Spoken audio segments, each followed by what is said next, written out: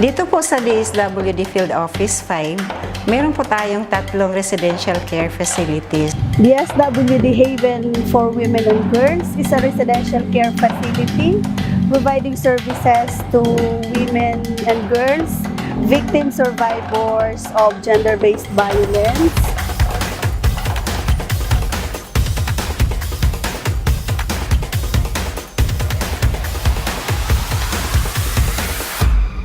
Ang RRCY natin, ang kinikater po doon yung ating mga CICL clients na kung saan binibigyan po sila ng mga programs and services para sa kanilang rehabilitation.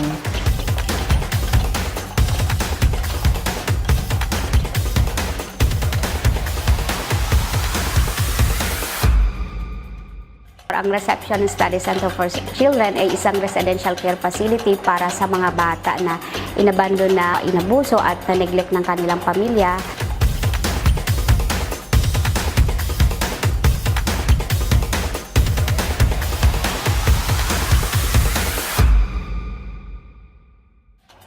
Nabigyan po kami ng share doon sa 2.3 billion na CRCF fund. 57 million po dito ay naka-allot din po para sa construction ng bagong RRCY.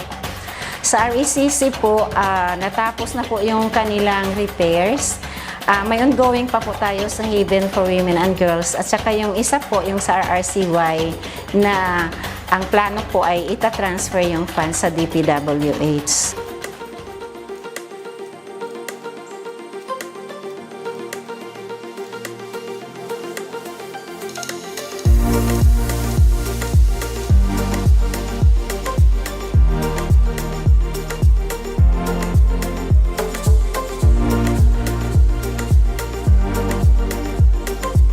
Siyempre gusto natin po mabigyan ng magandang akomodasyon at ang ating mga kliyente na maging safe sila po sa ating residential facility.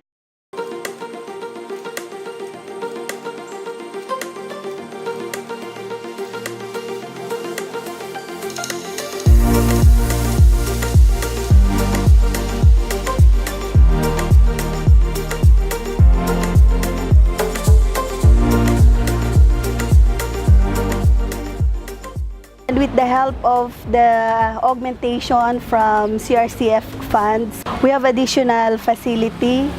From 30 bed capacity, we can cater up to 40 clients.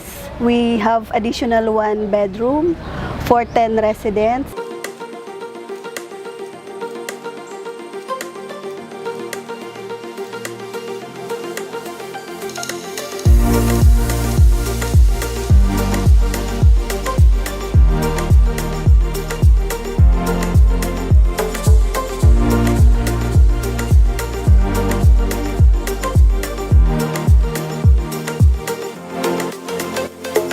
Sa CRCF, na binigay na pondo para doon sa repair, ang RECC, ang mga na-repair nito ay yung Arts and Crafts area, ang Resource and Learning Center, ang stock room.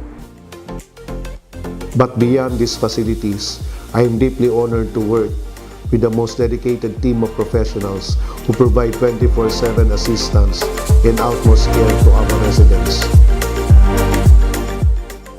Para sa paglabas namin, handa na kami humarap sa panibagong bukas. DSWD